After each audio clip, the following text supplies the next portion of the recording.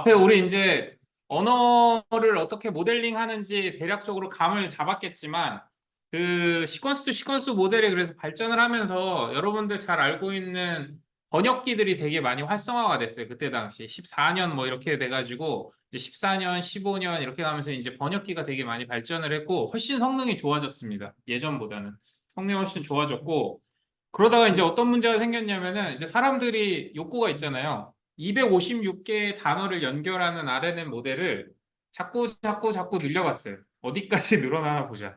예, 나쁜 습관들이 있죠. 컴퓨터는 그 감정이 없다고 생각하고 죽어라 고생을 시킵니다. 그래서 계속 늘려보다 보니까 어떤 일이 생겼냐면 LSTM 모델을 쓴다 하더라도 과거에 글을 잃어버려요. 그러니까 만약에 여러분들이 소설을 썼는데 소설을 집어넣었는데 등장인물 다 소개했어요. 그리고 쭉 이제 스토리가 진행이 됐는데 3회까지 인물이 등장을 안 했어. 이 조연이. 3회쯤 나왔는데 등장인물을 까먹은 거야. 그래서 해석 컨텍스트를 그러니까 문맥을 못 찾아내는 겁니다. 그러면서 이제 발생하는 문제들이 생기면서 이걸 바꿀 방법이 없을까라는 연구를 막 진행을 해요.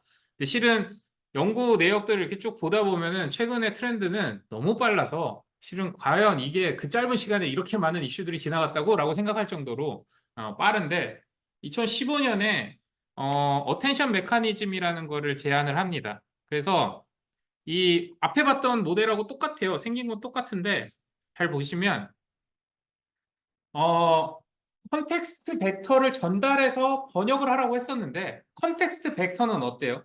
시계열성을 이렇게 흘러 들어와 가지고 과거의 정보를 잊어버린 상태로 마지막에 실은 잊어버리진 않았어요. 근데 잊어버리진 않았는데 우리 표현으로는 뭉뚱그려진 거예요.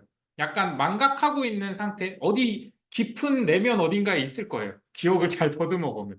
근데 그러기에는 너무 뭐 인간처럼 이렇게 그 깊은 기억이 딱 꺼내지는 게 아니라 이게 뭉그러져 있거든요. 말 그대로 벡터에 무언가가 더 씌워져 가지고 연산이 되니까 더 씌워져서 되게 희미한 상태로 바뀌어 있기 때문에 실은 데이터를 다시 추출해내기가 되게 어려워요. 그런 상태로 컨텍스트가 만들어지다 보니까 긴 문장이 들어간 다음에 그 다음에 답변을 만들어 아니면 번역을 해봐 라고 했을 때 시작점이 뭐였지? 시작에 무슨 얘기를 했었지? 라고 생각이 잘 안 나는 거예요. 그래서 그거를 개선할 방법이 뭐가 있을까라고 하다가 제안을 한 게 여러분 기억하는지 모르겠지만 LSTM하고 RNN은 인풋 값이 있으면 뉴럴 네트워크를 통과한 다음에 히든 스테이트라는 게 나와요. 그 다음에 히든 스테이트하고 인풋 값이 다음 순서가 들어와서 다음 히든 스테이트를 만들고요. 이 히든 스테이트랑 다시 다음 인풋 값이 들어와서 이렇게 만들어지는 과정이었잖아요. 그럼 잘 뒤집어 보면 어? 이 RNN을 통과하면서 모두 히든 스테이트를 개별 단어들이 다 갖고 있는 상태가 된 겁니다. 그 히든 스테이트는 뭐예요? 내가 I am a student면은 I라고 했을 때 컨텍스트, M이라고 했을 때 컨텍스트, 어까지 얘기했을 때 컨텍스트하고 student라고 얘기했을 때 컨텍스트가 개별 히든 스테이트에 다 갖고 있는 거예요. 그러니까 문장에 이 시계열이 있을 때 하루하루의 컨텍스트를 다 히든 스테이트로 들고 있었던 거예요. 이걸 버리지 말고 한번 사용해 보자라고 생각을 한 겁니다. 그래서 어떤 일을 했냐면은 디코딩을 할 때 지금 마지막 컨텍스트 벡터를 받아가지고 내가 디코더를 통해서 이제 답변을 하기 전에 무슨 짓을 했냐면은 그 앞에 있는 모든 히든 스테이트들한테 물어본 거예요. 그 물어보기를 뭐로 물어봤냐면은 자, 내가 지금 답변을 시작할 건데 나한테 가장 맥락이 비슷한 애가 누구니? 손 좀 들어봐 라고 한 거예요. 그래서 저요. 아이가 손을 든 거예요. 저요. 이걸 어떻게 구현할까라는 이걸 어떻게 구현할까라고 해가지고 제안한 게 어텐션 메커니즘이었어요. 어텐션 메커니즘은 뭐냐면은 잘 보세요. 제가 처음에 답변을 하려고 하는 그 순간에 히든 스테이트, 컨텍스트에서 히든 스테이트가 뭐냐면은 시작이에요. 시작이라고 하는 스테이트는 저 앞에 시작이라고 하는 히든 스테이트하고 되게 비슷한 위치에 있을 거라고 가정을 하는 겁니다. 벡터 위치 자체가. 그러면은 벡터는 이렇게 어텐션 스코어를 내적을 하게 되면 그러니까 두 가지 히든 스테이트의 벡터예요. 얘는 이 맥락을 갖고 얘는 이 맥락을 갖고 있는데 이 두 개의 맥락을 내적을 하게 되면은 자 어떤 현상이 일어나냐면은 여기 밑에 보시면은 제가 잘 그려봤어요. 이 요 초록색하고 요 H, S X라고 하는 벡터하고 H라고 하는 벡터가 아까 256이었죠. 256, 256짜리 두 개의 벡터가 있는데 이걸 내적을 구해보면은 얘들이 벡터는 뭐예요? 벡터는 방향성과 거리를 둘 다 가지고 있잖아요. 그렇죠? 그 두 개를 다 가지고 있는 이 데이터잖아요. 얘가 내적을 하게 되면 어떤 일이 생기냐면은 같은 방향에 같은 거리만큼 가 있을수록 어떤 현상이 일어나면 내적의 크기가 커집니다. 네. 이거는 그냥 벡터 연산 자체가 그래요. 그래서 내적이 크기가 크다는 건 뭐냐면은 나랑 쟤랑 생각보다 비슷하구나 라고 판단할 수 있는 거예요. 그렇게 해서 얘가 무슨 짓을 했냐면은 나의 스테이트 벡터를 던지고 그 다음에 쭉 이어져 256개 단어들의 히든 스테이트들한테 야 얘랑 내적 구해서 제일 큰 애 순서대로 나한테 말해봐 라고 얘기를 한 거예요. 그랬더니 저요 아이가 제일 크다고 이제 손을 드는 겁니다. 그렇게 해서 그러면은 이 다 프로덕트를 통해 가지고 결국에 내적을 구하게 되면은 내가 원하는 지금 현재 상태에서 내가 진짜 집중해야 되는 단어의 정보를 얻어올 수 있겠다라고 생각을 하게 됩니다. 그렇게 해서 만들어졌는데 계산해 보니까 내적이 들쭉날쭉이야. 네, 들쭉날쭉이야. 그래서 무슨 짓을 했냐면은 자 내적을 우선 다 구하고 나로부터의 내적을 구했으니까 다 구하고 그걸 소프트맥스 시키자. 이 소프트맥스는 뭐냐면은 얘들이 값이 얼마를 가지고 있든 전부 썸에서 1이 되도록 전부 확률값으로 바꿔버리는 거예요. 소프트맥스로 쫙 다 내려버렸더니 결국에는 내적의 크기만큼 가중치로서 존재하게 되는 겁니다. 여기까지 이해되죠? 가중치로 존재해요. 자, 그럼 이 가중치만 받으면 어떤 일이 생겨요? 아무 의미가 없죠. 아이가 뭔진 모르는 상태에서 아이에 있는 애가 나한테 소프트맥스로 가중치가 높다고 나한테 정보만 주는 거예요. 그래서 뭐가 필요하냐면은 아이가 갖고 있는 히든 스테이트 값을 소프트맥스에 곱해져서 가져와야 되는 거예요. 그러니까 모든 스테이트에 있는 애들이 소프트맥스화되어 있는 가중 평균으로 벡터가 계산이 돼서 넘어오는 거예요. 되게 어렵죠? 되게 어렵죠? 그래서 이것도 약간 뭉그러진 정보예요. 뭉그러진 정보지만 결과적으로 내적 크기가 압도적으로 크다고 하면 어떤 일이 생기냐면은 걔가 갖고 있는 히든 스테이트 값이 굉장히 강력하게 나한테 전달이 됩니다. 그래서 거기에 어텐션을 가져가라는 거예요. 어텐션이 거기에 관심을 가지라는 거예요. 결과적으로. 그런 모델입니다. 되게 단순한 모델이에요. 모델 자체는 되게 단순한데 얘가 가진 임팩트가 엄청나게 큰 겁니다. 그래서 다시 돌아와서 우리가 시계열에서 가장 큰 문제는 뭐냐면은 망각이에요. 망각. 시간이 흐르면서 망각하고 그 다음에 흐름의 패턴을 잘 이해하지 못한다는 거예요. 근데 RNN에서 그것 때문에 LSTM을 도입했고 엄청나게 많은 가중치를 부여했었다가 이 어텐션 모델에서 뭐냐면은 하나하나 다 뒤집어 본 거예요. 다 뒤집어 본 다음에 내적까지 합쳐가지고 그 인포메이션 한 번 더 보낸 겁니다. 그래서 컨텍스트 히든 스테이트에다가 추가적으로 소프트맥스를 통해서 개별 히든 스테이트가 가중평균된 어텐션 데이터가 한 번 더 들어오는 거예요. 이 두 가지를 가지고 다음 답변을 만들어내는 모델이 어텐션 개념입니다. 이해되죠? 네. 그렇게 해서 만들어져서 모델을 만들었어요. 그래서 네, 그 얘기예요. 그렇게 합쳐졌다라는 게. 그래가지고 네, 히든 스테이트랑 어텐션 밸류랑 합쳐져 가지고 이렇게 만들어진 거예요. 그래서 어텐션 밸류라고 표현을 합니다. 밸류라고 표현을 해가지고 그게 합쳐져서 이제 최종 데이터가 만들어진 거예요. 이게 이렇게 도입이 되면서 시계열 분석에 이 어텐션이 가지는 굉장히 강력한 힘을 막 발휘하기 시작해요. 근데 이거 쉽지 않은 게 그냥 대충 생각해 보시면 가중치 값이 무지막지하게 늘어났어요. 지금 입력되는 데이터셋이 무지막지하게 늘어났고 모델도 엄청나게 커진 겁니다. 솔직히 그림으로 그려서 되게 똑같은 그림에 어텐션만 가져왔는데 이런 생각이 들지 걔들을 갖고 오는 과정에서 만들어지는 다 프로세스부터 해가지고 이 연산 자체가 가중치 개수가 어마무지하게 늘어난 거예요. 늘어난 상태에서 당연히 잘 맞추는 겁니다. 생각보다 엄청 잘 맞춰요. 그래서 요거를 반영한 이 시퀀스 투 시퀀스 모델이 막 발전을 해요. 발전을 하다가 가장 희대의 문제를 만든 2017년 네, 어텐션 이즈 올 유 니드라는 논문이 발표가 됩니다. 여기서부터 이제 RNN을 갖다 버려요. 야씨 필요 없어. 시계열과 컨테스트 벡터 다 필요 없어. 그냥 어텐션만 있으면 되는구나. 어텐션만 있어도 시계열 분석이 뭐 필요 없고 LLM을 결정하는 데 있어서 어텐션만 주면은 충분히 더 잘 설명해내더라.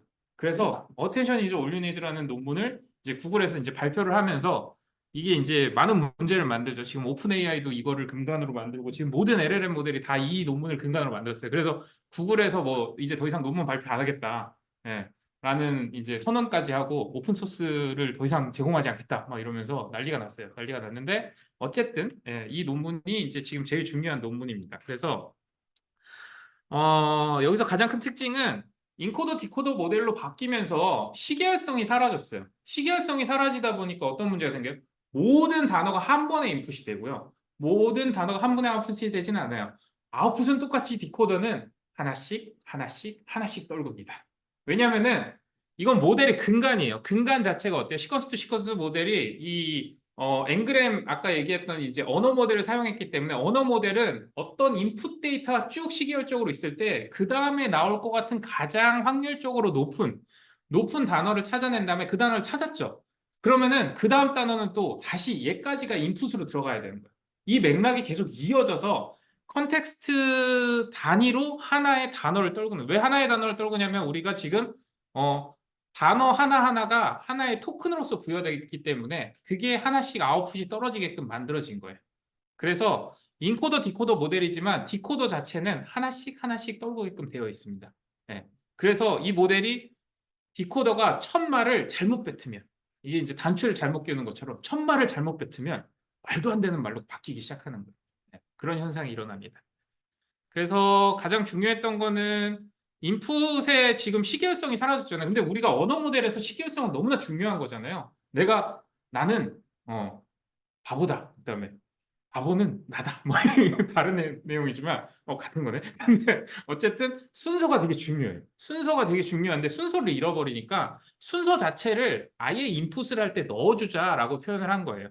그래서 여기서 표현한 건 이제 포지셔널 인코딩이라고 표현을 했는데 이제 인베딩 벡터는 앞에서 우리가 배웠었죠. 인베딩 벡터는 복합을 만들고 그 복합을 다시 이제 저차원으로 낮춰가지고 인베딩 벡터라는 거를 만들어서 단어를 표현하는 벡터 값을 넣어줬고 그 다음에 포지셔널 인코딩이라고 해가지고 위치 정보를 저장해 주자라는 거예요. 위치 정보를 저장해 주는데 여기서 제안했던 게 이 사인 코사인을 이용해서 이제 인코딩을 저장해 주자는 거였습니다. 그래서 실은 구조는 어떻게 되어 있는 거냐면은 만약에 내가 포지셔널 인코딩 데이터셋을 256개를 만들어 줄 거예요. 만약에 인베딩도 256개였으니까 포지셔널 인코딩도 256개를 주겠다라고 하면은 여기 이제 사인 코사인을 1번부터 사인 코사인을 앞에 개수를 어떻게 반영해 가지고 만들 수 있는 패턴이 있어요.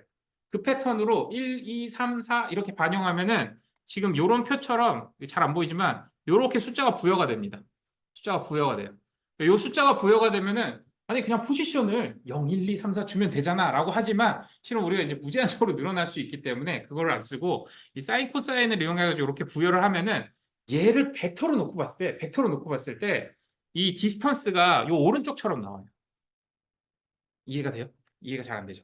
이게 이 오른쪽 표가 뭐냐면은 이 사인 코사인을 첫 번째 데이터를 받은 거, 두 번째 데이터를 받은 거, 세 번째 데이터를 받은 거를 이렇게 서로 상대적 거리를 계산한 거예요. 거리를 계산해 보면은 같은 위치에 있는 애들은 되게 가까운 값을 받고요. 멀리 있는 애들일수록 되게 멀어지는 이런 현상들이 발생을 합니다. 그래서 뭐 그냥 트릭이에요. 여러분들 많이 쓰시게 되는 트릭 중에 하나인데 이 공식을 이용하게 되면은 어떻게 보면은 내 위치하고 멀리 있는 애야, 가까이 있는 애야라는 거를 이 벡터 디스턴스로 표현할 수 있게끔 되어 있는 그냥 하나의 공식일 뿐입니다. 엄청 어려운 건 아니고요. 네, 그거를 추가한 거예요. 그러니까 우리가 단어가 있으면 단어에 벡터가 이만큼 있었고, 인베딩하면 256으로 줄었잖아요. 그 뒤에다가 요 포지션을 하나 더 붙여준 거예요. 그래서 인풋이 엄청 커진 겁니다. 인풋이 포지션도 들어가야 되지, 단어 인베딩도 들어가야 되지. 그렇게 해서 하나의 인풋이 커졌다라고 하시면 돼요. 그리고 여전히 시계열이 사라진 거죠. 시계열이 사라져서 하나의 문장 하나가 한 번에 인풋이 되게끔 바뀐 겁니다. 바뀌고, 그래서 제안한 트랜스 모델은 이런 모델이에요. 이거 아마 많이 보셨을 거라 생각이 듭니다. 네, 많이 봤는데 깊게 보진 않을 거예요. 깊게 보진 않고 여기 보시면은 인코더 부분이 있고 이제 디코더 부분이 이렇게 있는데 인코더 부분에 보면은 여기에 어텐션 모델이 하나 있어요. 인코더의 셀프 어텐션이라는 모델이 하나 있고요.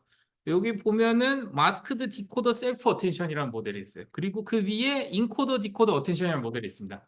이 어텐션 모델이 한 세트에 3개씩이나 들어가 있어요. 3개씩이나 들어가 있는데 아까 우리가 설명했던 어텐션 모델은 요 위에 있는 인코더 디코더 어텐션 모델을 설명한 거예요. 앞에서 설명했던 거는. 그리고 요 앞에 인코더 셀프 어텐션하고 마스크드 디코더 셀프 어텐션은 조금 개념적으로 다른 건데 요거를 밑에 보면은 네, 설명이 있어요. 설명이 없네요. 그래서 셀프 어텐션 부분은 뭐냐면은 디코더로 넘어가지 않고요. 이 문장 안에서 내가 인풋 아까 우리 그 한글 문장 줬잖아요. 한글 문장 안에서 서로의 단어 간의 관계를 어텐션으로 한 번 더 계산을 한 거예요. 상호. 그래서 각 단어들이 상대적으로 다른 단어들하고 어떤 관계를 가지는지를 어텐션을 하나 구해 놓은 겁니다. 그건 뒤에서 한 번 더 설명을 할게요. 그래서 내려보시면 트랜스포머 모델이 이런 희한한 모양을 제안을 해요. 네. 혼란스러울 겁니다. 네, 혼란스러운데 이게 머릿속에서 막 정리가 되셔야 되는데 자, 우리가 다시 돌아갈게요. 단어가 엄청 컸어요. 인베딩에서 작아졌어요. 포지션의 데이터가 인베딩에서 하나 들어왔어요. 그래서 이만한 게 단어예요. 우리가 이만한 게 단어입니다. 이만한 게 단어인데 이 단어를 3가지로 바꾸는 거예요. 얘가 이 단어를 그대로 히든 스테이트처럼 쓰지 않고요. 이 단어를 키하고 쿼리하고 밸류라고 하는 3가지 값으로 쪼개버려요. 쪼개. 물론 차원 축소가 일어납니다. 차원 축소가 일어나서 더 압축돼 버려요. 단어 자체가. 네, 지금 입력되어 있던 256 벡터보다도 더 압축돼서 키하고 쿼리하고 밸류라는 걸로 바뀌어요. 네. 그래서 얘 3개가 각자 어떤 역할을 하냐면은 쿼리가 아까 얘기했던 야 나랑 비슷한 사람 손 들어봐 라고 해서 나라고 얘기한 애가 쿼리예요. 나랑 비슷한 사람 손 들어봐 라고 하는 게 쿼리고요. 키가 뭐냐면은 제가 당신하고 비슷한지 비교해 보십시오 하고 전달하는 게 키예요. 네. 그 다음에 밸류가 뭐냐면은 그래서 키하고 쿼리가 합쳐져서 어텐션 스코어가 나왔잖아요. 어텐션 스코어가 나왔잖아요. 그 스코어를 그냥 전달한 게 아니잖아요. 기존에는 히든 스테이트를 곱해서 벡터 값을 전달했잖아요. 그 벡터 값을 대신하는 게 쿼리가 되는 겁니다. 네. 굳이 왜 쪼갰는지는 저도 깊게 고민하지 않았는데 그렇게 쪼갰으로 인해서 모든 단어가 이 어텐션 트랜스포머 모델로 딱 들어가는 순간에 3가지 값으로 분리가 돼서 상태를 가지고 있게 돼요. 근데 이 분리되는 과정이 그냥 분리되는 게 아니라 가중치들에 의해서 분리가 되는 겁니다. 실은 그래서 그 과정 자체가 다 학습이 이루어지는 거예요. 학습 과정이 다 이루어지는 겁니다. 이해되시죠? 네. 그래서 지금 오른쪽에 보시는 게 이제 이게 셀프 어텐션이라는 과정이에요. 아까 우리가 어텐션이라는 건 뭐냐면 인코더에서 만약에 번역되는 어떤 단어하고의 관계를 가지고 나한테 어텐션 스코어를 가져오라고 했었잖아요. 그게 아니라 얘는 그 문장 안에서만 이 셀프 어텐션을 학습을 하게 되는 거예요. 이건 어떤 일이 일어난 거냐면은 한글로 주어진 문장들 안에서 셀프 어텐션 학습이 다 이루어지고 디코더로 넘어가는 겁니다. 그래서 결과적으로 어떤 문장에 되게 자주 빈도수가 있게 등장하거나 관계를 가지고 있다고 생각되는 실은 얘는 모르죠. 그 단어가 뭔지 모르지만 그 인베딩된 있는 그 스코어만 가지고 그것만 가지고 얘가 얘네 둘은 되게 깊은 관계가 있는 것 같아. 이 문장 안에서. 그러면서 어텐션 스코어를 가져가고 어텐션 쿼리를 제공하게끔 이렇게 만들어지는 거예요. 이 학습이 이루어지는 가장 핵심은 뭐냐면은 가중치를 학습을 하는 겁니다. 결국에는 다 백프로포게이션이라고 하는 과정에 의해 가지고 이 가중치들이 다 만들어지는 거예요. 그래서 쿼리와 키와 밸류가 존재한다라고 보셔야 됩니다.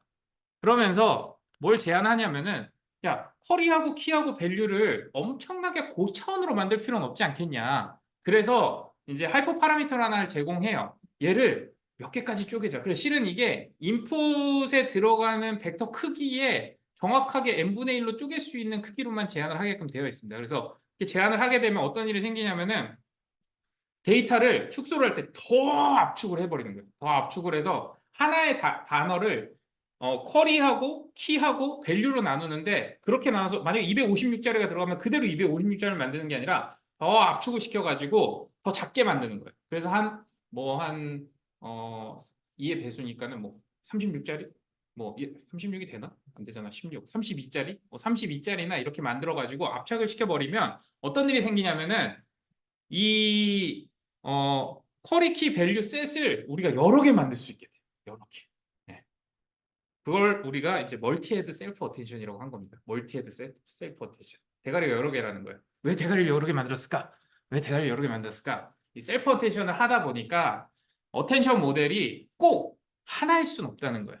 쉽게 말하면은 여러분들이 어떤 문장이 있을까요? 뭐 어제 공원에 갔는데 거기 사람 되게 많더라 라고 만약에 이런 표현한 문장이 있을 때 이제 거기를 표현하는 거기가 어텐션을 가져가야 되는 게 공원이라고 우리는 생각하잖아요. 공원이라고 생각할 수 있잖아요. 근데 다른 관점에서 봤을 때는 거기에 사람이 많더라가 더 중요하게 볼 수도 있는 거예요. 네, 공원보다는. 그러면은 각자의 단어 입장에서 주의 깊게 봐야 되는 단어들이 다를 수 있다는 거죠. 문장의 해석 방식에 따라서. 그래서 그런 다양한 관점을 멀티로 가져가라라고 해서 멀티헤드 셀프 어텐션이라는 과정을 만들어 놓은 거예요. 그래서 여러 관점으로 그 단어들의 어텐션 관계를 해석할 수 있도록 만든 겁니다. 그렇게 해서 만들어 놨고 그러다 보니 이 요 WQ, 뭐 WK, WV가 가중치예요. 이 가중치를 통과시키면 QKV로 떨어지는 겁니다. 이렇게 떨어지게끔 만들어 놓은 거를 여러 개 만들어 가지고 넘 헤드 수만큼 이제 멀티 헤드를 가져가겠다라는 겁니다.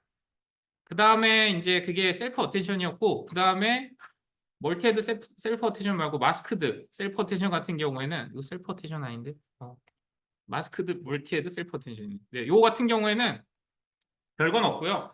학습 과정에서는 우리가 인코더에 들어가야 하는 인풋 데이터하고 나와야 되는 아웃풋 데이터가 이미 다 주어져 있어요. 다 주어져 있다 보니까는 학습 과정에서 다음에 나와야 될 데이터가 뭔지 알잖아요. 이렇게 학습하면 안 되니까 다음 데이터를 가려준 상태에서 학습하게끔 마스크를 시켜놓은 것 뿐입니다. 마스크를 시켜가지고 학습을 시킨 거고요. 그 다음에 최종에는 네, 마스크. 최종에는 여기서 이제 우리 앞에서 얘기했던 인코더에서 가져온 어텐션하고 이제 디코더에서 만들어진 밑에서 올라온 이제 어텐션 데이터를 합쳐가지고 이제 최종에 만들려고 하는 거는 요 덴스 레이어를 통해 가지고 소프트맥스를 얻어내는 거예요. 이 소프트맥스의 아웃풋은 뭐가 있어요? 소프트맥스의 아웃풋. 소프트맥스의 아웃풋은 복캡 크기만큼의 소프트맥스 아웃풋입니다. 복캡 크기 갑자기 갸우뚱하는데 복캡 크기라는 거는 만약에 우리가 단어가 2만 개짜리가 있었다 그러면은 2만 개의 0에서 1 사이의 확률 분포표가 나오게끔 만드는 거예요. 왜냐하면 다시 돌아가서 제일 처음에 했던 얘기로 돌아가서 언어 모델은 확률 분포 모형이에요. 확률 분포 모형이기 때문에 얘가 나오려는 최종 아웃풋은 뭐냐면은 지금까지 맥락 컨텍스트에서 물론 어텐션 모델을 통한 컨텍스트지만 컨텍스트에서 다음에 나오기에 가장 적합한 단어 보캡들의 확률 분포표가 떨어지는 겁니다. 그럼 여기서 그 다음에 해야 될 일은 뭘까요? 이제는 모든 단어가 나올 수 있는 확률표가 다 나왔어요. 0인 애들도 있겠지만 뭐 0.01부터 해가지고 굉장히 많다 보니까는 얘들을 가지고 해야 되는 거는 여러분들이 선택을 해야 되는 거예요. 이 중에서 여러분들이 가장 최상위에 있는 확률 단어를 무조건 선택하겠다. 그럼 이 모델은 어떻겠어요? 어떤 인풋을 넣더라도 항상 똑같은 아웃풋이 나오게 됩니다. 그리고 만약에 내가 한 2만 개 단어가 있으니까 가장 상위에 있는 뭐 한 100개 단어 중에 난 랜덤 뽑기를 할래. 그러면은 굉장히 창의적인 답변을 하기 시작해요. 네. 또는 임계치를 넘어가는 애들 중에서 랜덤 뽑기를 할래.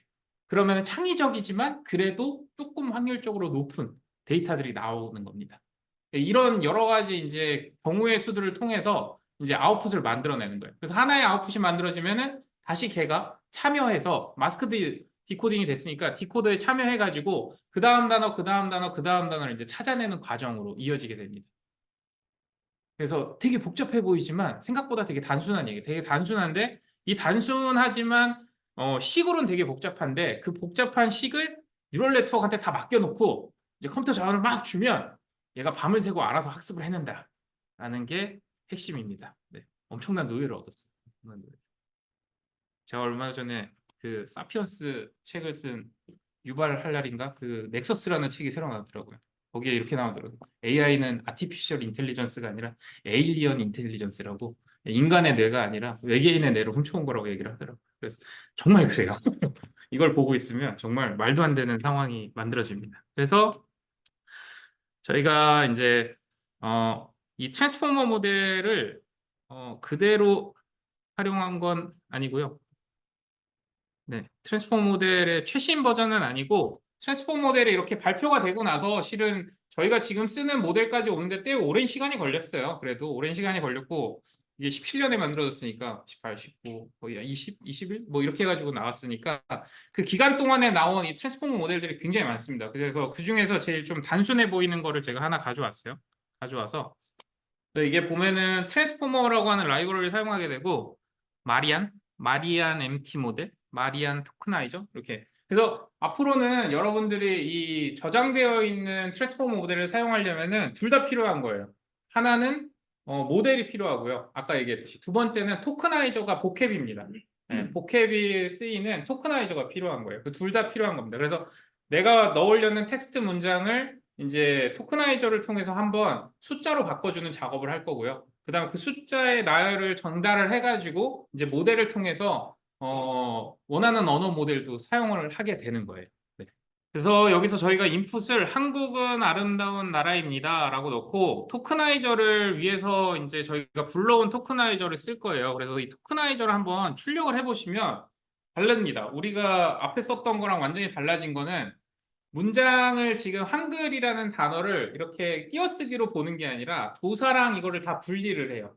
그래서 한국이라는 것과 은을 분리하고요. 아름다운하고 나라도 분리를 합니다. 그 다음에 입니다도 분리를 하고요. 이 점도 다 분리를 해요. 그래서 이 토크나이저 자체가 성능을 다르게 만드는 거예요. 왜냐면은 잘 생각해 보시면은 이 아름다운을 몇 개의 토큰으로 나오냐에 따라서 결국에는 이 모델에서 인풋에 들어가는 한 자리를 차지해 버려요. 보캡에서 한 자리를 차지하는 거예요. 한 자리를 차지한다는 거는 이제 걔가 다른 단어라고 합쳐질 때마다 이제 얘가 어텐션이 됐든 뭐가 됐든 인베딩이 됐든 학습해야 될 게 되게 많이 늘어나 있는 상태가 되는 겁니다. 그래서 실은 해외 모델하고 국내 모델의 차이점으로 주장하는 것 중에 하나가 같은 문장을 전달했을 때 이 토크나이저가 잘라내는 양이 국내 모델이 훨씬 더 적다. 왜냐? 훨씬 더 한글 단어장이 잘 돼 있기 때문에 해외 같은 경우에는 한글 단어를 다 한자씩 그냥 잘라버려요. 네, 무지성으로 그냥 막 잘라요. 그래도 그래서 우리께 더 뛰어나다라고 했는데 정작 지금 결과적으로 보면은 하나씩 자른 게 성능이 더 뛰어납니다. 네, 그래서 무슨 의미가 있나라는 생각이 요새 좀 들긴 하는데 어쨌든 잘 잘라내는 이 보캡을 얼마나 잘 잘라내느냐가 되게 자원의 활용성이라든가 여러 가지 면에서 중요하게 되고요. 네. 그래서 이렇게 잘린다. 그래서 우리가 앞에 썼던 그냥 단순하게 이제 한 칸씩 띄는 거랑 되게 달라져요. 이거를 만약에 여러분들이 단어를 이렇게 붙여서 잘못된 문장을 전달한다 하더라도 이 토크나이저 자체는 똑같이 잘 잘라냅니다. 네. 신기하죠? 네. 네, 이런 역할을 하는 게 앞에서 토크나이저가 하는 역할이고 요 옆에 보면 이제 인덱스가 다 부여가 돼 있어요. 인덱스가 요거 인덱스가 아니네. 요건 인덱스가 아니고 디코더 값을 보여준 거고. 그래서 실제로 번역을 한번 실행해 보시면 잘합니다. 네, 잘하죠. 그래서 우리가 뭐 얘 잘하는 거를 보려고 한 건 아니고, 자 그럼 우리는 잘라내야죠 이제. 네, 앞에서 얘기했듯이 잘라내야 돼요. 저희 모델을 한번 들여다보면, 모델 구조를 한번 보면, 요거 챗봇처럼 하나 만들었어요. 안녕 반가워. 그 말이 많이 심심한 거죠. 근데 그러면 이게 영어로 이렇게 바꿔줍니다. 네, 써보시면 되게 잘한다 라고 생각이 들 거예요. 자, 이렇게 잘하는 모델을 우리가 얻었으니까 모델 구조를 한번 볼게요. 모델 구조를 보면 엄청 복잡해 보이죠? 복잡해 보이는데 이 앞에 보시는 게 인베딩, 여기 이제 마리안 모델이라고 해가지고 인코더, 디코더 모양은 똑같습니다. 인코더, 디코더 모양은 똑같고요. 앞에 인코더에 보면은 인베딩이 들어가 있어요. 그래서 인베딩이 65,001개의 데이터셋이 인풋으로 들어오고 512까지가 이제 데이터 개수가 들어와진다는 거예요. 그러니까 문장의 단어가 512까지 받아준다는 거고요. 그걸 통해서 이제 인베딩이 되고 여기에 딱 보시면은 우리가 앞에 봤던 이제 키 밸류 쿼리라고 하는 트랜스포머 모델의 이제 셀프 언테이션 영역이 들어가 있습니다. 그리고 요게 한 번의 트랜스포머 한 번의 어텐션 인코딩 모델이 레이어가 딱 하나가 들어가 있고 그다음 바로 디코더로 넘어가요. 디코더로 넘어가서 여기서도 똑같이 어텐션이 하나 들어가 있고 그 다음에 한 번 더 들어갑니다. 그래서 요게 이제 마스크드고 요게 마스크드, 그 다음에 요게 네, 요게 인코더 디코더 어텐션이 들어가서 최종 아웃풋이 나오고 마지막에 나오는 걸 보시면 어 아웃 피처가 65,001개의 아웃 피처가 나오게끔 돼 있어요. 요것도 510이니까 512의 이제 문장으로 나오게끔 만들어지겠죠. 그래서 요렇게 해서 이제 최종 아웃풋이 나오게끔 구성이 되어 있습니다. 그래서 요거를 이제 저희가 이제 인베딩을 한번 잘라보면 요것도 똑같이 단어를 저희가 이제 토커나이징된 단어를 한 번 더 인베딩을 했잖아요. 인베딩을 지금 보시면은 65,000에서 네, 512로 떨궜네요. 512짜리로 이제 차원 축소를 했으니까 단어를 집어넣게 되면은 512짜리 벡터가 떨어집니다. 네. 이 512짜리 벡터가 떨어지고요.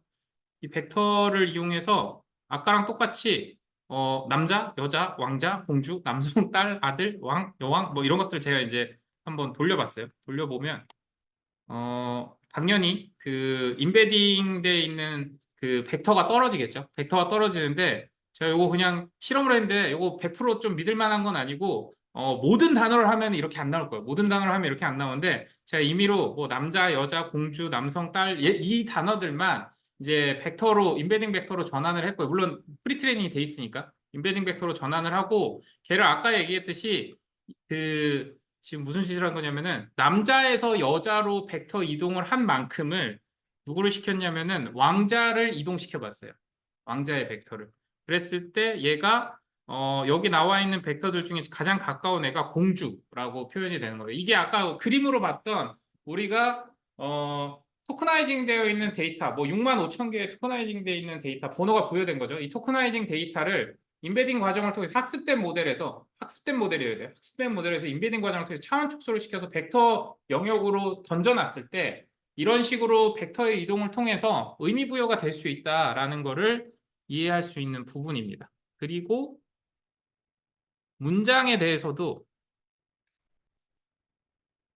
제가 어제 공원 갔는데 거기 사람 많더라. 이 문장을 넣었는데 이거는 만족할 수준은 아니긴 했어요. 근데 요거 셀프 어텐션을 중간에 잘랐어요. 셀프 어텐션 인코더에 있는 셀프 어텐션을 중간에 잘라가지고 이 각 토큰별로 다른 토큰들하고 나의 어텐션 스코어가 어떻게 되는지를 계산을 해서 출력을 하라고 한 겁니다. 그래서 만약에 쿼리 값이 어제가 쿼리로서 이제 입력이 됐을 때 키들을 통해서 어텐션 밸류를 계산해 보면은 누가 제일 가깝냐면 어제를 넣으면 어제가 제일 가까워요.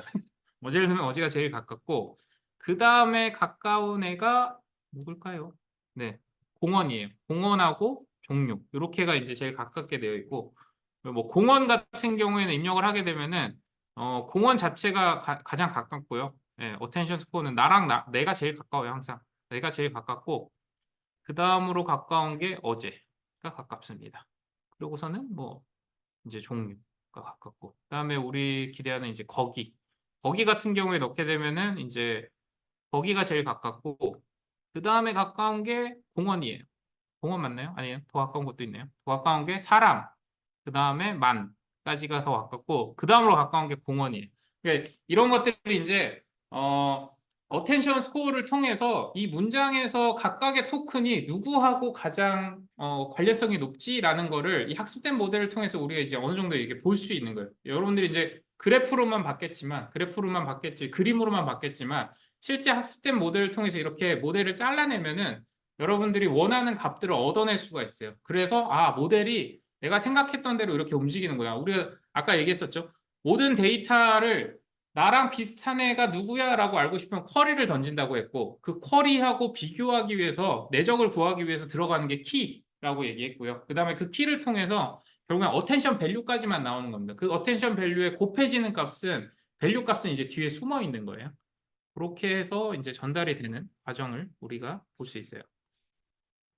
그리고 코더에서 단어를 이건 무슨 네. 네. 이거는 이제 영어로 해석하는 과정이니까 이렇게 순서대로 인코더 디코더에서 마지막에 인코더 디코더에서 그 다음 단어를 출력하기 위해서 앞에 있는 인풋 데이터 중에 어디를 가장 어텐션 스코어를 많이 줬는지를 그냥 보는 겁니다. 그래서 처음에 시작할 때를 어제가 시작점이니까 어제를 많이 봤고요. 웬트라든가 투 더 파크 할 때는 이제 얘들이 나오다가 파크 할 때 이제 공원의 어텐션 점수가 굉장히 크게 들어가는 걸 알 수가 있어요. 그러면 yesterday 부를 때도 어제라고 하는 단어가 어텐션 스코어가 제일 높게 되고요. 그 다음은 그냥 쭈루루루 끝나요.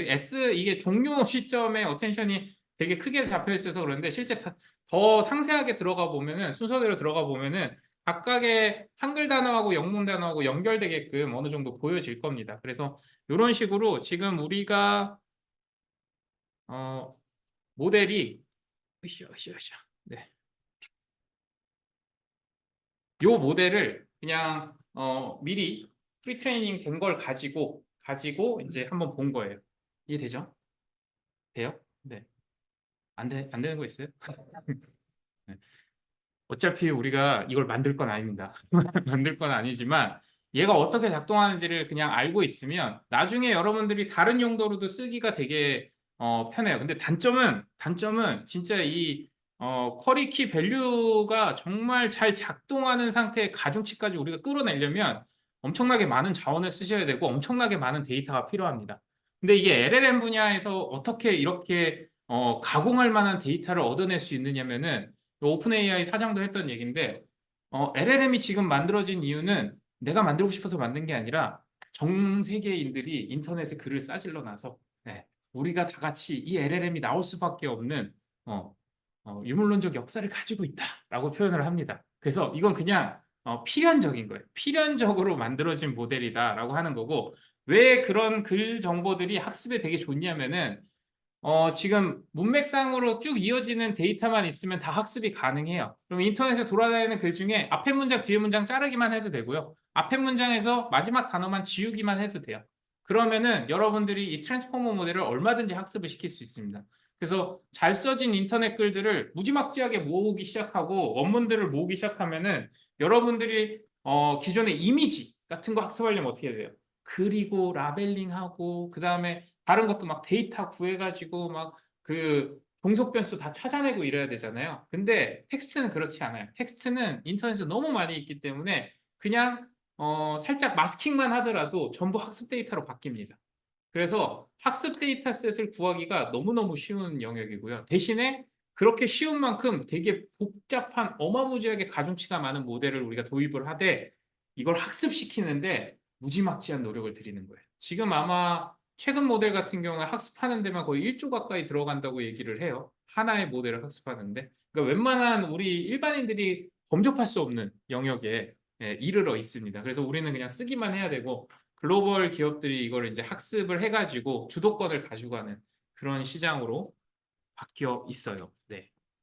그래서 이 어텐션 모델을 가지고 엄청나게 발전시켜서 여러분들한테 이제 인공지능이 이제 생활에 들어오게끔 만들어준 모델이 GPT 모델입니다. GPT 모델. 네. 그래서 여기 보면은 이제 프리트레이닝이라고 돼 있는 게 미리 학습을 시켰다는 거예요. 가중치를 미리 다 학습시킨 랭귀지 모델을 제공하는 거고 이 랭귀지 모델이 하려는 의도는 글을 생성하는 거예요. 그래서 인코더 역할이 아니라 디코더 역할에서 글을 계속적으로 만들어 나가기 위한 모델로 GPT를 제안을 하게 됩니다. 그래서 이 GPT 모델은 트랜스포머 모델을 사용해서 여기 보시면은 모양 자체가 디코더 부분만 띄워서 갖다 놓은 거예요. 디코더 부분만 따로 띄워서 갖다 놨고 그 다음에 거기에 학습을 다 시켰고요. 그 다음에 이 모델이 지금 보시면은 이 프리트레이닝이라고 하는 영역 자체가 트랜스포머 모델의 거대 모델을 이제 학습시켜 놓은 거니까 얘가 날 것으로 그냥 쓰이는 게 아니고요. 얘가 아까 보셨듯이 마지막에 아웃풋이 뭐였어요? 마지막에 아웃풋은 보캡의 소프트맥스가 떨어지는 거예요. 그거를 이용해서 요 층을 하나 더 씌웁니다. 얘가 할 수 있는 역할의 층을 이 위에다가 더 씌우는 거예요.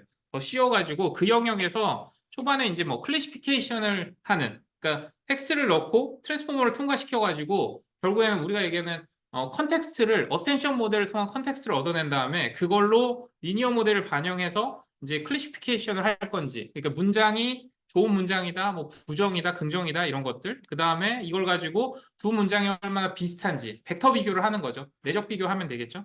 그 다음에 여러 가지 답안 중에 어떤 답이 가장 좋은 답인지 찾아내는 뭐 이런 이제 여러 가지 태스크 레이어들을 위에다 더 씌워 놓은 거예요. 지금 GPT 모델은 그렇게 만들어진 겁니다. 그 중에서도 우리가 제일 많이 쓰는 거는 채팅에 최적화되어 있는 모델을 더 씌워 놓은 게 이게 GPT 모델이고, 그 다음에 이 GPT 모델이 버전이 계속 올라가면서 엄청나게 발전을 했어요. 발전을 하다가 이제 그 오픈 AI라고 하는 회사죠. 회사에서 처음에 이 모델을 만들어 가지고 실은 뭐 오픈 소스도 내놓고 막 다양한 활동들을 하다가 이제 GPT-3가 가면서 학습에 몇 천억의 이제 돈이 들어가고요. 그 다음에 이제 누가 먼저인지 전후는 잘 모르겠지만 어쨌든 마이크로소프트의 손을 타면서 이게 서비스로 오픈할 목적으로 이제 개선이 되게 돼요. 그러다 보니까는 여러분들 LLM 날 것으로 만날 수 있는 게 라마 모델인데, 날 것을 한번 만나보시면은 초기 날 것 같은 경우에는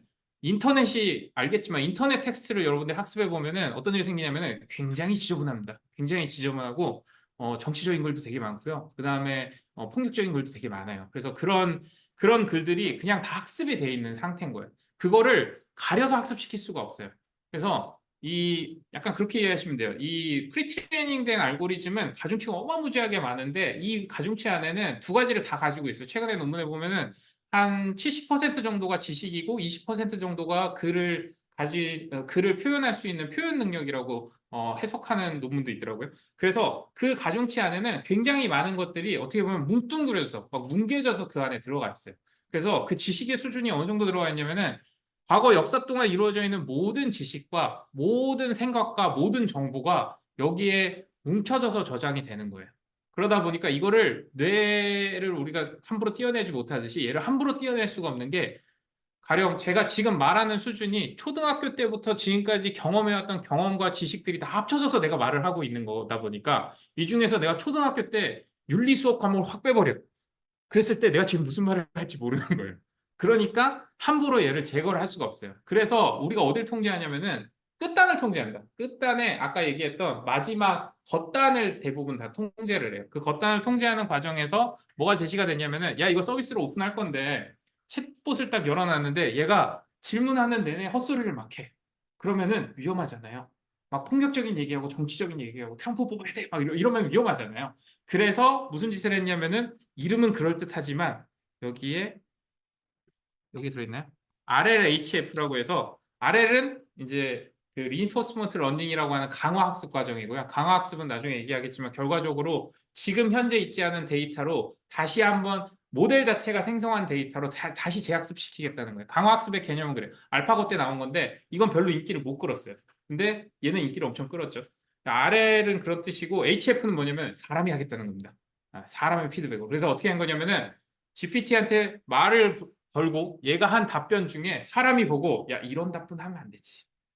야, 이렇게 하면 안 돼. 이건 잘했어, 잘했어, 잘했어. 이런 것들을 쭉 모아가지고 엄청난 노가다를 통해서 이제 통제를 합니다. 네, 겉으로 통제를 해가지고 오픈한 게 챗 GPT예요. 실은 이때 당시에 오픈할 때까지만 해도 RLHF를 챗봇 서비스에만 해놨어요. 챗봇 서비스만 해놓고 뒷단에 API에는 안 했어요. 네, API는 안 해가지고 이렇게 운영이 됐습니다. 그래서 이렇게 보시면 어마무지하게 큰 GPT-4까지 가면 이제 가중치가 계속 늘어나요. 근데 여러분들이 아셔야 되는 게, 지금 그 알렉스넷 이후부터는 어쨌든 GPU나 이제 저희가 뭐 여러 가지 이제 기법을 쓰게 되면은 과적합이란 게 없어요. 과적합이란 게 없고 학습을 못 하는 게 없어요. 끝까지 가요. 계속 학습을 합니다. 그래서 자원만 있으면 무지막지하게 학습을 할 수 있어요. 그래서 뭐 여러분들 엔비디아 주식이 지금 천정부지로 뛰는 이유가 모두 다 그거를 살려고 하는 거예요. 다 GPU를 사가지고 지금 학습에 때려넣고 있는 과정입니다. 그래서 지금 GPT-4인가요? 4.5? 4까지 아마 나와 있고 여러분들 쓸 수 있는 상태가 되어 있고, 그 다음에 뭐 지금 뭐 구글이나 여러 이제 업체들도 어차피 모델은 똑같아요. 지금 라마 계열도 똑같고 다 똑같아요. 다 이 GPT라고 하는 계열 자체가 트랜스포머 모델로 다 만들어져 있기 때문에 다 똑같은 모델을 가지고 누가 더 많은 데이터를 넣고 누가 더 많은 자원을 때려 넣어가지고 프리트레이닝 시키고, 그 다음에 요 겉면을 어떻게 잘 설계를 해서 서비스로 전환하는가, 여기에 모두가 이제 목숨을 걸고 달려들고 있는 상태입니다. 이해됐죠? 자, 그러면서 이제 GPT가 서비스를 오픈하는 데 있어서 제안을 하나 해요. 제안을 하는 게 뭐냐면은, 이게 지금 다 모든 LLM 모델들이 똑같이 쓰고 있는 건데 인풋을 어떻게 할 것인가에 대한 정의를 하게 됩니다. 인풋을 우리가 지금까지는 어떻게 했어요? 인풋을 텍스트를 막 밀어 넣거나 이런 방식을 썼잖아요. 이런 방식을 썼었는데 어쨌든 챗봇이라는 개념으로 우리가 이제 접근을 해야 되는데 잘 생각해 보시면은 여러분들이 착각하는 것 중에 하나가 GPT하고 대화를 하는 데 있어서 내가 어떤 채팅을 썼어요. 그러면 이 채팅 내용이 GPT에 저장된다고 생각을 합니다. 근데 저장되지 않아요. 저장되지 않고요. 물론 저장시킬 수는 있겠죠. 저장되지 않고요. 어떤 식으로 되냐면은 내가 채팅을 칠 때마다 채팅의 모든 이력을 다 다시 GPT한테 던지는 거예요. 왜냐면은 지금 앞에서 우리가 봤던 이 시퀀스 투 시퀀스 모델이라든가 트랜스포머 모델 같은 경우에는 내가 여기서 무언가 추론을 하고 그 다음에 디코더에서 무언가 아웃풋을 제너레이트를 하려면은 앞에 인포메이션이 다 있어야 돼요. 그래야지 내가 어텐션을 발휘를 할 거잖아요. 그러면 앞에 인포메이션이 한 번에 다 들어와야 되는 거예요. 그래서 지금 GPT하고 커뮤니케이션 하는 모든 과정에서는 채팅이 아무리 이렇게 늘어난다 하더라도 이 채팅을 한 번에 다 보내줘야지만 과거의 데이터를 가지고 여러분들이 이제 판단을 할 수 있게끔 구성이 되는 거예요. 이해돼요? 네. 그래서 실은 어떤 싸움을 하고 있냐면은 인풋을 토큰을 몇 개까지 받을 것인가의 싸움을 하고 있습니다. 지금 시장에서. 네. 그래서 잘 생각해 보시면은 자, 인풋 토큰이 큰 게 무슨 의미가 있나? 기존에는 저희가 인풋하고 아웃풋이 토큰 수가 뭐 1024 이랬어요. 그러면은 이게 한 A4 용지 한 3장 되려나? 그 정도의 인풋을 넣어가지고 그 정도의 아웃풋만 가져와야 돼요. 그러면은 텍스트가 늘어나면은 그냥 잘라내는 겁니다. 잘라내가지고 과거의 정보를 그냥 잊어버리고 그냥 그 다음에 이제 대화를 이어나가게끔 하거나 아니면 요점만 정리해 놓고서는 계속 대화를 하게끔 만들거나 이런 트릭을 계속 썼었어요. 왜냐면은 인풋이 들어가는 게 제한돼 있으니까. 근데 이제 4 같은 경우에 지금 어디까지 늘어났냐면은 160만인가? 1.6메가인가? 160만 토큰인가까지가 인풋이 돼요. 그럼 이 정도면 어느 정도냐면은 책 한 권을 다 넣어도 돼요. 책 한 권을 다 인풋에다 넣고 그 다음에 얘하고 대화를 할 수가 있어요. 네. 이해되죠? 네. 근데 구글이 얼마 전에 발표했던 게 얼마였더라? 걔네가 원하는 게 1.6기가였나? 1기가였나? 1기가였나? 뭐 하여튼 1기가인가 1테라에 가까운 인풋을 받겠다고 했나? 그렇게 주장을 했어요. 그건 무슨 얘기냐면은 그 정도 데이터면은 구글에서 주장하는 정도의 데이터면은 인풋에 어디까지 들어가냐면 여러분들이 태어나서 안드로이드 폰을 가지고 지금까지 살아오면서 썼던 모든 GPS부터 사용했던 모든 내역을 다 인풋에 넣을 수가 있어요. 어떤 일이 생기냐면은 여러분들을 위한 완전 맞춤형 지사를 고용을 할 수가 있는 겁니다. 그래서 인풋 값을 늘리는데 지금 혈안이 돼 있어요. 왜냐면은 인풋 값을 늘리면 실은 어텐션 모델은 아까 보셨지만 어텐션 모델은 아무리 긴 데이터를 안에다 넣어준다고 하더라도 얘는 내가 지금 질문하는 순간에 적정한 답을 찾기 위해서 어텐션 밸류를 금방 찾아냅니다. 굉장히 빠른 연산으로. 그래서 추론을 해내기 때문에 그 과정에서 빠르게 여러분들이 해석할 수 있는 장점이 있어요. 그래서 오늘은 제가 한번 돌려보는 걸로 할게요. 맛배기. 맛배기고 지금 실제로는 이걸 가지고 이제 아까 얘기했던 벡터 DB부터 해가지고 어마무지한 발전들을 막 일어나가고 있어서 뭐 노코드라든가 뭐 해가지고 요즘 엄청 많이 발전하죠. 이런 것들이 다 이걸로 이루어지고 있어요. 이걸로 이루어지고 있어서 여러분들이 반드시 한번 해보고 연구에도 좀 활용을 해보면 좋겠다라는 의미입니다. 제 카드 값에서 네, API 비용이 쭉쭉쭉 빠져나갈 거예요. 네. 쓰셔도 돼요. 얼마 안 해요. 네, 얼마 안 하니까. 그렇게 해서 이제 지금 GPT하고 통신이 가능한 상태를 API 상태를 연결을 해 놓은 거고요. 그 다음에 여기 되게 간단하게 이제 여기 보시면은 이제 제가 채트 ML이라는 거를 이제 만들었어요. 여기 제가 만든 게 아니고 이 GPT에서 지금 LLM에서는 다 챗 ML이라는 거 씁니다. ML이 뭐냐면은 마크업 랭귀지라고 해가지고 어떤 텍스트를 의미 있게 표현하기 위해서 쓰이는 뭐 XML이라든가 HTML 이게 다 마크업 랭귀지거든요. 이게 어떤 의미를 부여할 수 있는 텍스트 데이터들을 표현하기 위해 적합한 랭귀지 모델 중 하나예요. 그래서 뭐 YAM 뭐 이런 것들 많이 쓰는데 챗 ML이라고 해서 이제 채팅에 쓰는 마크업 랭귀지입니다. 그래서 여기서는 어떻게 되어 있냐면 구성은 되게 간단해요. 어떻게 되어 있냐면은 리스트, 배열로 제공을 하는데 배열 안에 딕셔너리 형태로 제이슨 형태로 구성이 되고요. 딱 두 가지 인자밖에 없습니다. 롤과 컨텐츠. 이렇게 두 가지만 있고요. 롤은 세 가지를 가지고 있어요. 하나는 유저, 하나는 어시스턴트, 하나는 시스템이라고 해서 이 세 명만 존재하는 채팅 리스트를 제공을 하는 거예요. 그래서 여기 보시면은 여기 챗 GPT한테 요 마크업, 챗 ML로 구성된 마크업에 유저가 안녕이라고 보낸 겁니다. 요걸 한번 이렇게 딱, 그래서 지금 보시면 이제 이렇게 안녕이라고 질문을 하면 요 문장만큼이 이제 GPT 서버로 가가지고 아까 인풋 데이터로 입력이 되고 그 이후에 이제 원래는 한 단어씩 생성을 한 겁니다. 한 단어씩 생성을 해서 이제 한 번에 문장으로 엔드 포인트가 떨어지면 문장으로 이제 보내주는 거고요. 이게 하나씩 생성을 하기 때문에 여러분들이 GPT에서 한번 질문을 해보시면 단어가 하나씩 떨어져요. 이게 스트림 형태로 떨어지게끔 되어 있고 그렇게 구현이 가능합니다. 그래서 이제 하고 싶은 얘기는 지금 이 챗 ML이 되게 중요해요. 이 챗 ML이 왜 중요하냐면은 자 지금 어텐션 모델이 다 구성이 됐다고 하면은 내가 앞에 인풋을 어떻게 넣어주냐에 갈리는 거잖아요. 그래서 이 앞에 인풋에 아까 얘기했던 유저 어시스턴트는 이게 GPT가 한 답변을 넣어주는 거예요. 어시스턴트랑 그다음에 시스템이라고 하는 세 가지 프롬프트를 어떻게 넣어주느냐에 따라서 여러분들이 원하는 완전히 다른 결과물을 얻을 수가 있습니다. 또 몇 가지 이제 그 파라미터가 있는데 템퍼레이처라고 있어요. 이게 템퍼레이처가 그 전통적으로 얘기하는 할루시네이션의 가장 큰 주범이에요. 아까 제가 얘기했지만 언어는 이제 통계 모델이기 때문에 지금 현재 나올 수 있는 단어를 최상위 그 확률이 높은 애를 가져다 쓰는 게 아니라 확률적으로 어느 정도 범위에 있는 애를 갖다 쓰는 거잖아요. 이걸 이제 템퍼레이처라고 표현해서 템퍼레이처가 만약에 높다라는 건 뭐냐면은 0에서 2 사이의 수치를 갖는데 높다라고 하면은 실은 나올 수 있는 확률의 단어 중에 랜덤 뽑기를 더 많은 단어 안에서 하겠다는 거고요.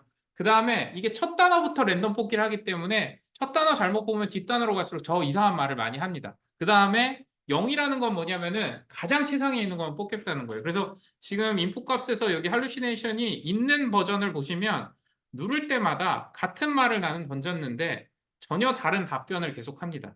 누를 때마다 다른 답변을 하게 돼요. 누를 때마다 다른 답변을 하고 밑에 거는 지금 할루시네이션을 없애기 위해서 템퍼레이처를 제로로 세팅했어요.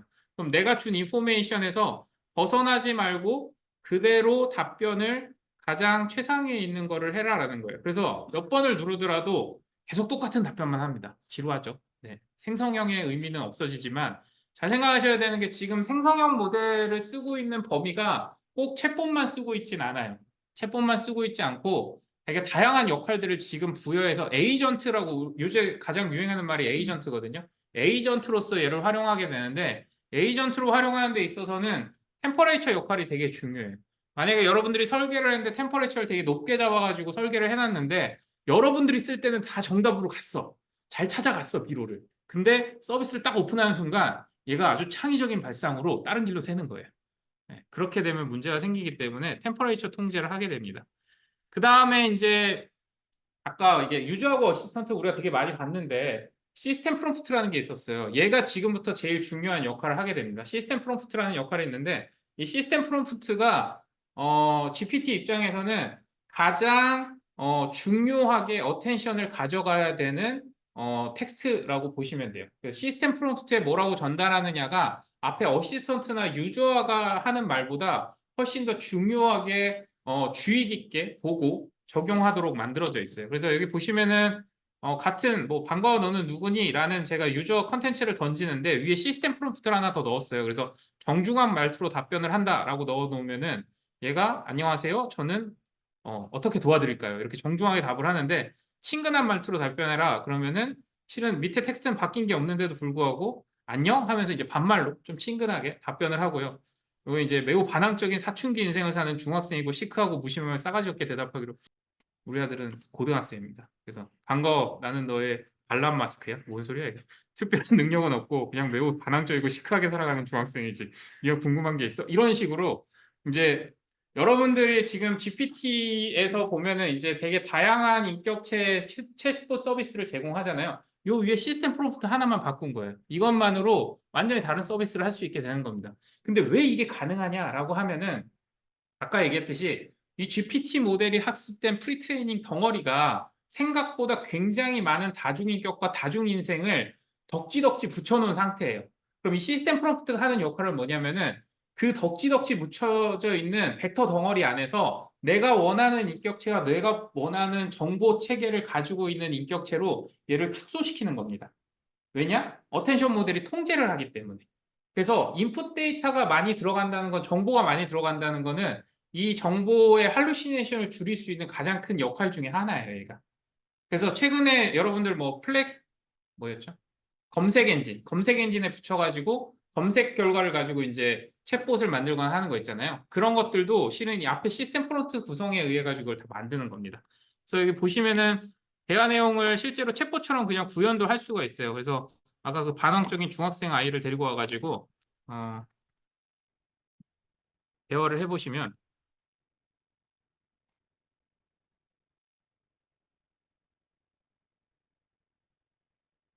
여러분의 화를 돋굴 수 있어요. 내 개인 사정이야. 너한테 설명할 필요 없잖아. 이러면서 네, 이런 식으로 이제 그 위에 여러분들 보시면은 여기 이제 큐라고 던지고 여기 위에 요 시스템 프롬프트만 바꿔보시면 완전히 다른 챗봇을 얻을 수 있습니다. 뭐 전문성을 가진 심리 상담 의사 챗봇 이렇게 이제 텍스트 하나만 바꿔줘도